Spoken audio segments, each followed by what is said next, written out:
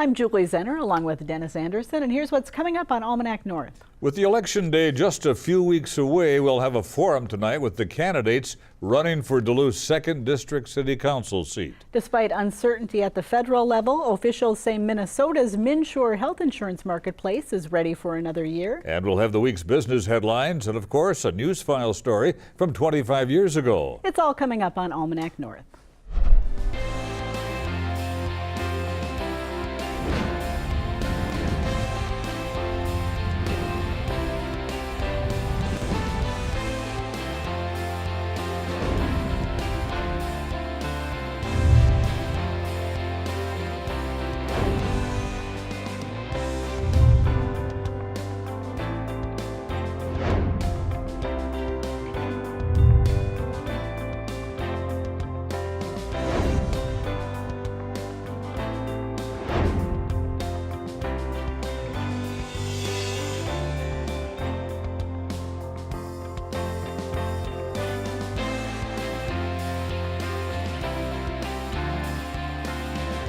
Hello and welcome to Almanac North. Thanks for watching. Denny, it's been an unusually warm fall week, but nobody seems to be complaining too much. Oh, hasn't this weather been something else, huh? It has. Spending a lot of time outdoors. It's been a real treat. Outside reading on the deck in October. I like that. Ooh, that sounds good. Yeah. Well, we've got candidates here in the studio, so let's get to them. All right, thank you very much, Julie, and welcome again, everyone. Well, 4 of Duluth's 9 city council seats are up for election in November. Now, this week we began the first of the city council candidate forums that you'll see here on Almanac North. Joining us tonight are the candidates for Duluth's 2nd Council District. The district is in the central part of Duluth. It's above the hillside and is bordered by Rice Lake Road to the west and Brainerd Avenue to the east. Joel Sipress is the incumbent in District 2. He's running for re-election, and Ryan Sistad is challenging for the right to represent the 2nd Council District. Thanks to both of you for being here. Ryan, since you're the newcomer, we'll start with you. What do you want people to know about you, and why do you want to sit on the City Council? Well, first of all, thanks for having me. I moved here 3 years ago from Grand Forks, North Dakota. I was studying business management, and I moved here, and ever since then I've been in love with the area, and this town has treated me well, and its people have been great to me, and I want to give something back and be a part of the community and help it grow. Joel Sipress, you've been on the council for a number of years now. What makes you want to stay? Well, you know, I came to Duluth almost 25 years ago with my wife Claire and for a job at UW Superior, and fell in love with the community, put down roots, and then 4 years ago I had the opportunity to start serving on the city council, and have appreciated the opportunity to work with residents, work with my fellow councilors to address our pressing needs, like the need to fix our infrastructure, maintain vital city services, and I'm looking forward to continuing that work. Joel, the mayor is seeking a 0.5% increase in the city sales tax. Where do you stand on that, and why? I'm in favor of the mayor's proposal. In fact, I'm glad she came forward with it. Ever since we lost access to the casino revenue, we've been struggling to figure out how to fix our streets, and we know we need to do something. We know we can't wait any longer. And if we're going to find the new revenue to replace that revenue we lost, it really comes down to 2 choices. We either put it on the property tax, which is an enormous burden on local taxpayers and residents, or by putting on the sales tax, a sales tax that by law will be limited just to streets and sidewalks.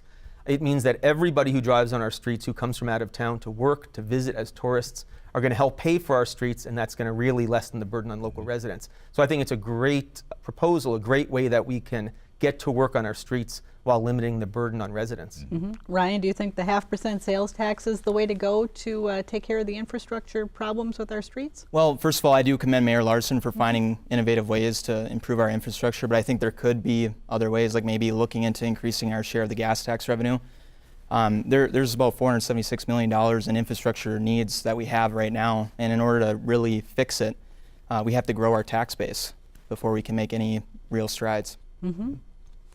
There's the task force that's recommending an ordinance that would require employers with more than 5 employees in Duluth to provide earned sick and safe time. What do you think of that proposal, Ryan? Well, I share the concerns of many local business owners, especially in the restaurant industry. Their margins are low enough to begin with, and I want Duluth to get to a point where the market is dictating earned sick and safe time, meaning I want to get more companies to come in here so people are competing with each other. And when you're competing with each other for good employees, companies will start offering benefits like earned sick and safe time. Joel, your view? Well, I mean, we've had a lot of success. We've had a lot of good strides growing our employment here in Duluth, working with companies like Alltech and Maurice's, AAR, Sipress. So we've been making good strides, bringing new job opportunities to Duluth. But the fact is that we need to make sure that everyone is sharing in the benefits of that prosperity. I think we all know that while it's important to work with business to promote employment, we also know that that doesn't automatically trickle down to everyone. We do need to make sure that people who are working in Duluth, and nearly half of people in Duluth who don't have access to any sick time at all, do have access to sick time, and other communities that have done this have shown that it is workable. Is the council going to hear that issue Monday night? The decision of the council was to delay that presentation. The report has been made public, but we're going to delay the task force presentation until after the election. Joel, what do you think the city should do to really make the business climate in Duluth better for small businesses? There have been some complaints that with all the taxes, it's not really a business-friendly community. Maybe you don't see it that way. Well, you know, it's interesting. I mean, we always have to be sensitive to the impact of our city policies on all elements of our community, including our business community. But just the other day, I was actually talking to someone who works directly with small business startups, and he was saying he's got more business right now than he's ever had. Younger people starting businesses with good business plans. The idea that we are strangling our small business climate, in fact, you look at the new startups we've had, Lull and Epicurean, Bent Paddle, the growth at Frost River. We have so much small business vitality right now in our town, I think because we have a lot of new energy, a lot of young energy, and we've got a city government that is working closely with our startup businesses to provide them what they need. But Epicurean did move across the bridge to get to a more business-friendly environment, didn't it? Well, I know that Lull is actually in Duluth and is successful, and we have a lot of good startup businesses here. Communities certainly need small businesses. Ryan, your stand on, is Duluth business-friendly? No, I don't think so. I think I think when you're passing ordinances like the previous question before, like earned sick and safe time, you're just giving another reason for businesses not to want to come here. Companies like Bent Paddle are great. Tourism jobs are great, but for every tourism job that you create a quarter of a job in the local economy. We need to start focusing on more manufacturing jobs in the area, because for every manufacturing job that you create 2.2 jobs in this area. So, which is more progressive. Another big issue in the city, water rates. Your stand on increasing water rates? Well, to me, that's a direct correlation with lack of economic growth. If we continue to grow at the rate that we're growing, which is at 0.1% in the past 4 years, we're going to continue to have water tax rate hike rates, property tax increases, sales tax increases.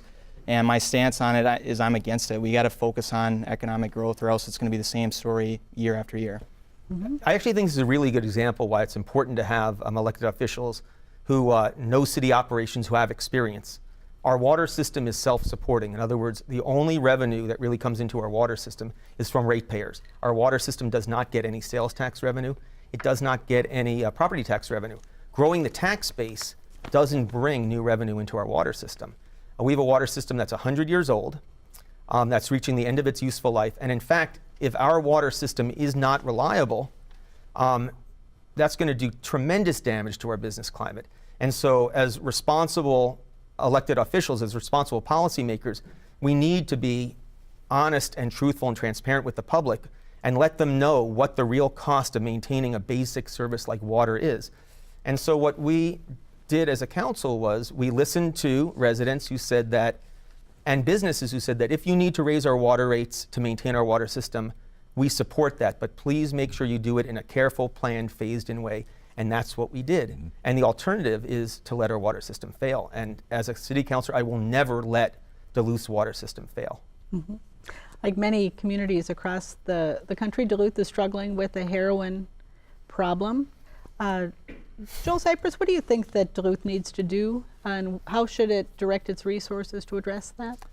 We had a presentation earlier this year from Chief Tuscan, our police chief, who emphasized that you need a three-legged stool to combat this tremendous scourge. You need enforcement. In other words, you need to interfere with the supply, and our police department has been putting enormous resources into that, but that's not enough.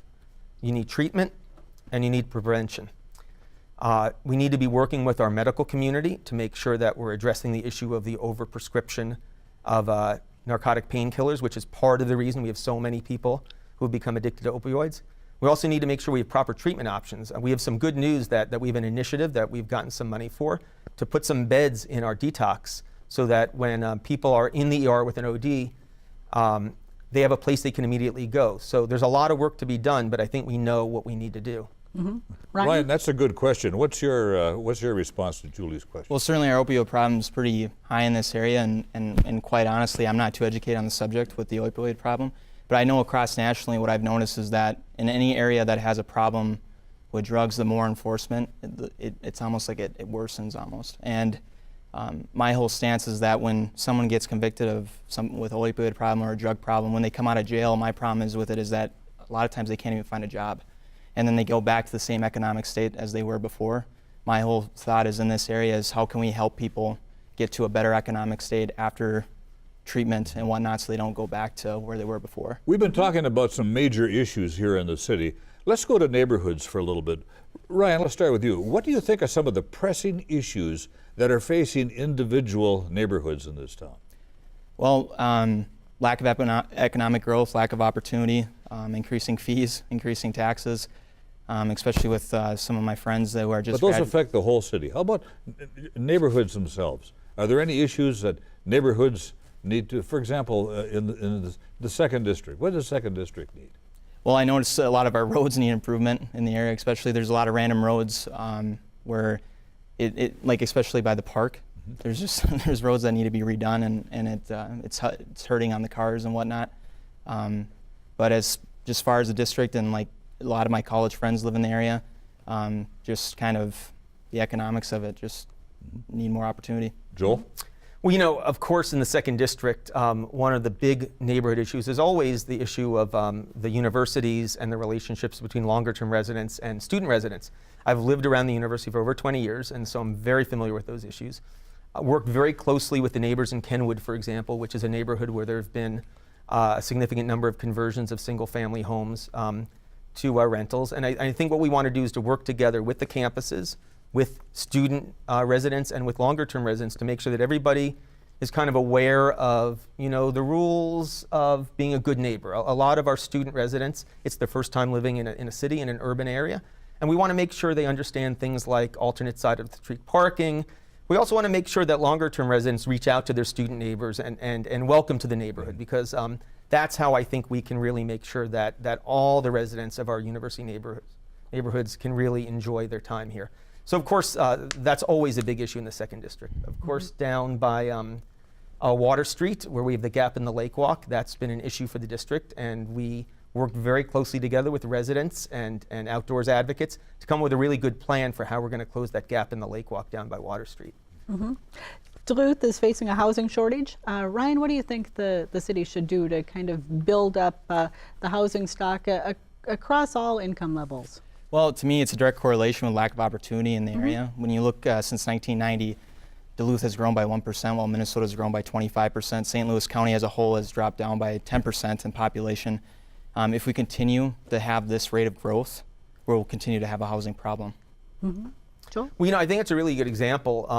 I know that Ryan talks a lot about how the solution to every problem is improving the business climate.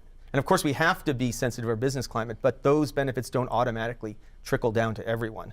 And housing is a really good case of that. The more successful we are at growing job opportunities in Duluth, the more pressure it actually puts on our housing market, and the more pressure it puts on rents. Mm-hmm. We need to make sure that we are really steering our efforts towards making sure that people who are working at these $10 to $15 an hour jobs can find a decent place to rent. It's a tremendous challenge. In 30 seconds, I want each of you to tell me, if I didn't live in Duluth, why would I want to live here? You'd want to live in Duluth because it's an old-fashioned community where people know their neighbors and love their city. Mm-hmm. Ryan? It's a beautiful area. The people here are great, very trustworthy, and yeah, the people are just awesome. Okay. Joel, Ryan, thank you both very much. Appreciate you being here tonight. Thank you for having me. Great, thanks. All right, thanks. Thanks.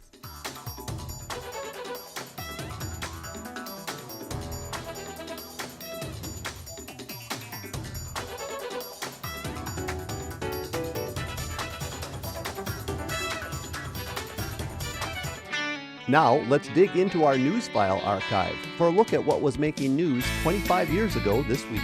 Ending several days of suspense and throwing a new wrinkle into the presidential campaign, Texas billionaire Ross Perot and his running mate and former POW, James Stockdale, have jumped back into the race. Volunteers in all 50 states have asked me to run as a candidate for President of the United States.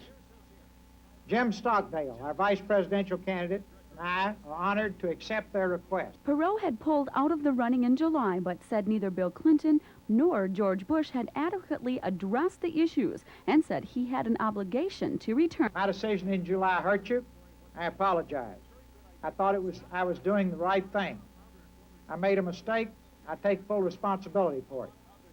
There's only one issue now, starting today, and that is what's good for our country. Earlier in the day, Clinton said he could not predict how a revived Perot candidacy will affect his chances. Can't even calculate. I'm just going to keep reaching out to the American people and running my campaign, talking about how it's time to put the American people first. President Bush didn't have anything to say either, but his representatives and those of his Democratic rival were busy continuing negotiations on the all-important presidential debates.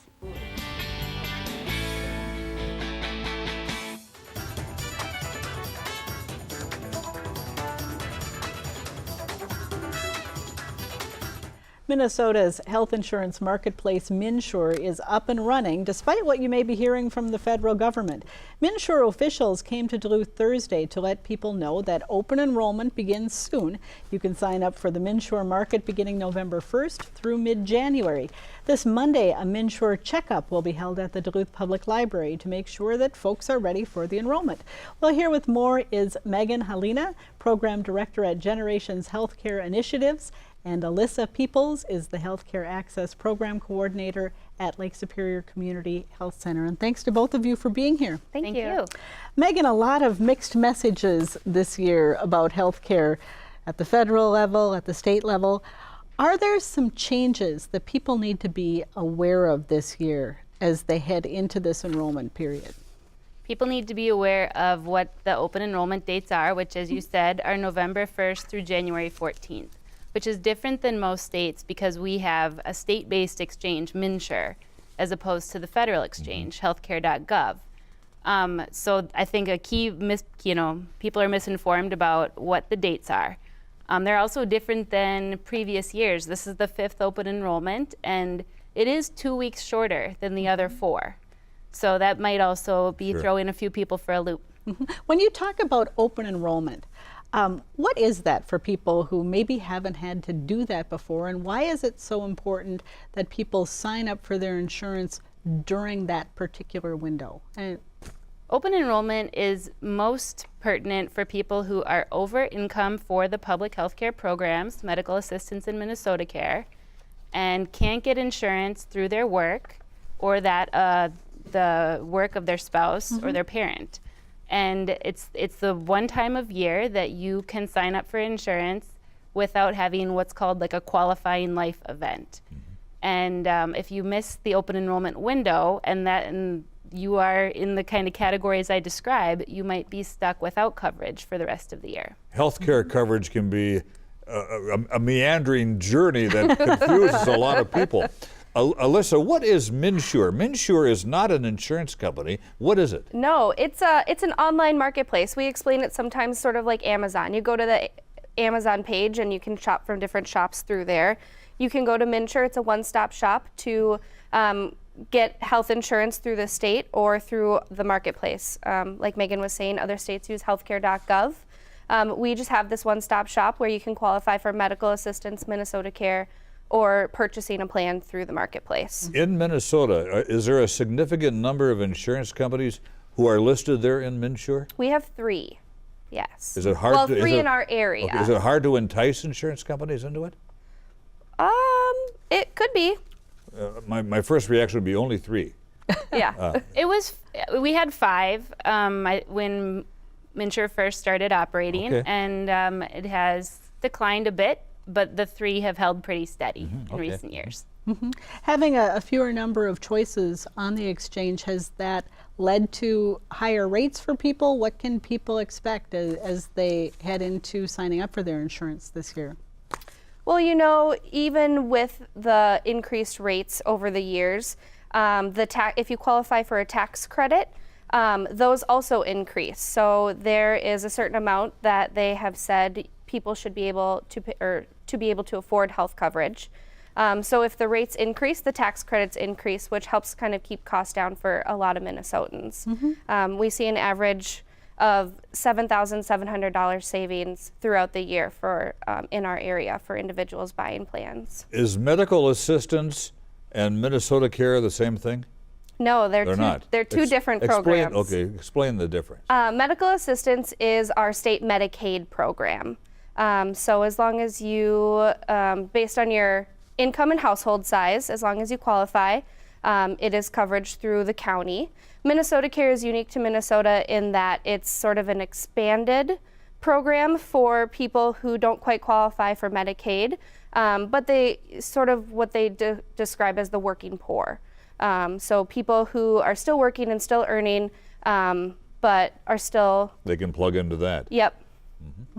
Megan, are you seeing the rates stabilizing for people? We saw it stable from last year to this year. And like Alyssa said, the tax credits do have a stabilizing effect for people because they might get more tax credit in relation to premiums going up. So most people have had a pretty stable experience with their premiums. 2 out of 3 people qualify for those tax credits. You brought up a good point. What are tax credits? How does that work? That's a great question. Tax credits, think of it like financial aid. And it's part of the MNSure application. You apply for, it's almost like financial aid, and that money goes directly to the carrier. And then the bill that you get after is what's been reduced from that tax credit. So it's kind of an advance. You could collect it at tax time. We see most people choose to collect it on a monthly basis. Now, Alyssa, I understand that, well, actually, both of you are what's called navigators. Yeah. What is that, and how do you help people navigate through this maze that health insurance has become? So being a navigator just means that we have been through a very rigorous training by MNSure to understand all the different programs, work within the systems, and we have sort of an expert level knowledge of how to use the system, how to navigate it, and how to help people find the options that are best for them. A key message that I would give to anyone is to start with a navigator. That we help from the first consultation all the way through to follow-up. Follow-up phone calls. We have some resources that the general public doesn't in terms of follow-up and support. So we can really make sure that an application is successful. So if someone needs in-person help, where do they go? How do they do that? Who do they see? Yeah, the navigator sites with the MNSure Duluth Coalition are the Lake Superior Community Health Center, Generations, where I work, the Women's Health Center, Community Action Duluth, and the Salvation Army. So there are plenty of places. Yep. Yeah. If people aren't taking notes tonight, is there a website they can go to?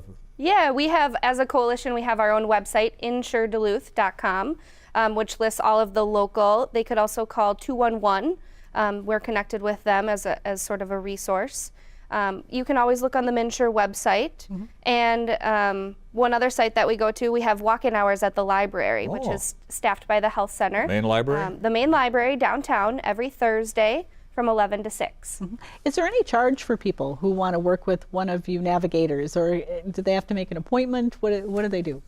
No charge. All help is free. And we do have appointment-based meetings and consultations with people at a lot of the organizations, but we also have walk-ins. So our hours at the Salvation Army, at the Duluth Public Library, and a few walk-in hours at the health center. And again, sign-up time begins November 1st? November 1st through Until January 14th. And very quickly, information people need to gather before they show up to talk to a navigator. Anything? Income information Huge. is very important. If there is access to employer-sponsored insurance, what are the details on that? It's worth checking out your options still, even if you are offered. Some people feel like it's too expensive, and that's why they're avoiding MNsure.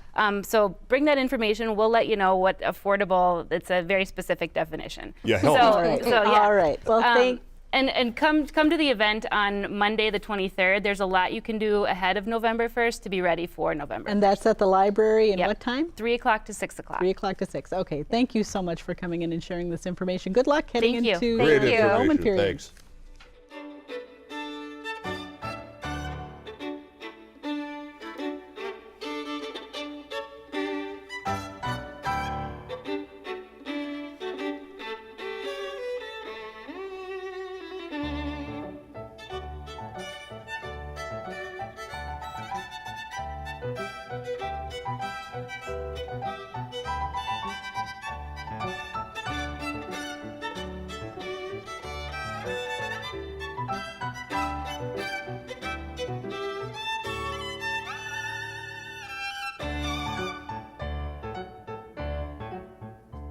It's time now for the week's business news from the folks at Business North. A new state rule designed to protect wild rice could harm taconite mines, municipalities, and residents, Iron Range officials said on Thursday. Even worse, they said there is no evidence the proposed Minnesota pollution control requirement would even help wild rice. If adopted, officials say the new rule could cost cities and mines millions of dollars. They also complain the MPCA is holding hearings on its plan before an economic analysis has been completed. State lawmakers from the range said they intend to draft legislation to halt the review process until more and better scientific information is provided. Plans to move forward on the redevelopment of Telemark Lodge and Cable are one step closer to reality. After conducting a marketing study, HK Hospitality Management, the Florida-based developers, said it is prepared to invest up to $47 million to purchase and rebuild the lodge. The full feasibility study has not yet been seen by all Bayfield County Board and Cable Town Board members, but those who have reviewed it expressed optimism. A regional business group has condemned the behavior exhibited by Enbridge Line 3 opponents at a Wednesday public hearing in Duluth. The session was closed down by unruly behavior at the hearing by persons who object to replacing the aging petroleum pipeline. Jobs for Minnesotans labeled the behavior extremist and said it was designed to intimidate project supporters. In a Thursday statement, the group said this was not passion, it was aggression. Additional hearings will be held next week. For more on these and other stories, visit businessnorth.com. If you have a comment on our show, call now. Dial 218-788-2849 to leave a message. You can also send an email to almanacnorth@wdse.org. And don't forget, you can visit the WDSE website for the latest schedule information, updates on your favorite local shows, and news here at the station. And Danny, it looks like a great weekend to get out and rake those leaves. What? I don't rake. You don't rake? I vacuum. We mulch, so Me too. There's always something easier than raking. For Danny and the crew here at WDSE, I'm Julie Zenner. Have a great weekend. We'll see you next time.